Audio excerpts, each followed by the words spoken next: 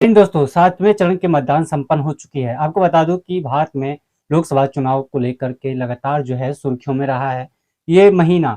और पिछले महीने की बात की जाए तो यानी ये लोकसभा चुनाव की जो मतदाता अपने मतदान गिराए हैं वो कहीं ना कहीं अपनी सौभाग्य की प्राप्ति पाए हैं।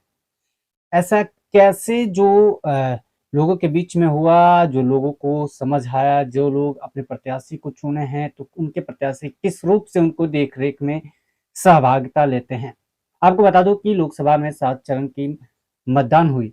यानी पहली चरण की मतदान हुई, फिर दूसरे चरण की मतदान हुई, फिर तीसरे चरण की, फिर चौथे, फिर 5वें और फिर छठे, फिर 7वें चरण में जो है मतदान पूरी तरह से संपन्न हो चुकी है।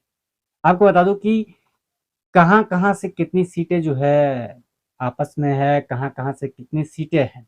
यानी सबसे ज़्यादा जो सीटें हैं, यानी लोकसभा में सबसे ज़्यादा सीटें वो है उत्तर प्रदेश में। यानी वो बाबा की नगरी यानी योगी आदित्यनाथ के राज्य में।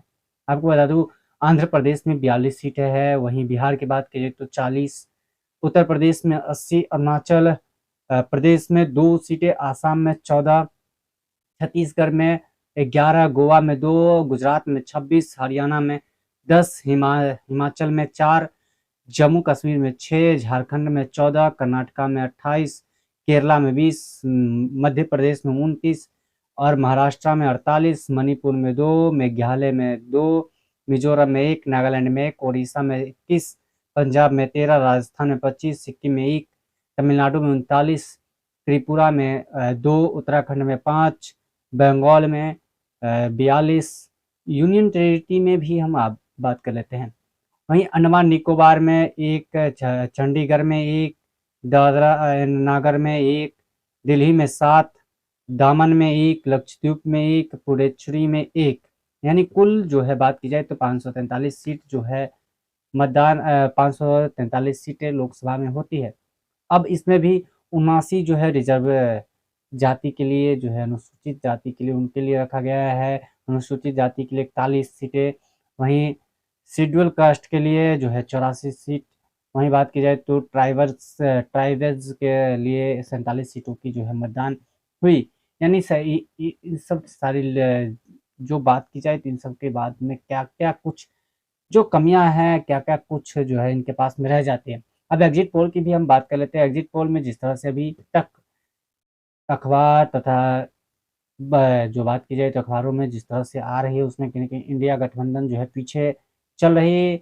वहीं भारतीय जनता पार्टी के एनडीए सरकार वो कहीं न कहीं आगे बढ़ रही है। आगे बढ़ने का जो है स्वरूप ले चुके हैं। इस बार बताया जा रहा है 352 से 370 के बीच में भारतीय जनता पार्टी यानी एनडीए की सरकार अपने सहभागिता लेंगे। वहीं दूसरी ओर बात की जाए तो इंडिया अलायंस में भी अभी तक उस तरह की पुष्टि 160 के आसपास में बताई जा रही है। लेकिन कुछ की बात की जाए तो कुछ बताया जा रहा है कि 170 के आसपास में रहेंगे, कुछ सीटें जो है अदर्स जो निर्दलीय होंगे उनके पास में जाएँगे, तो कहीं न कहीं ये सब सीटें जो है अलग से देखने को मिल सकता है। लेकिन भारतीय जनता पार्टी जिस तरह से अपनी परचम लहरा रही है, वो कहीं न कहीं भारतीय जनता पार्टी को भी एक सेकुलरिज़्म का जो अ, हस्तक्षेप है, वो कहीं न कहीं उन पर लागू होता है। ये भारतीय जनता पार्टी का कर्तव्य निष्ठा है या फिर कर्तव्य है, वो कहीं न कहीं आपको देखने को मिला है। भारतीय जनता पार्टी ने जिस तरह से अपनी परचम लहराई है, वो कहीं न कहीं भारत नहीं पूरे विश्व भर में उनकी डंका बज रही है आज।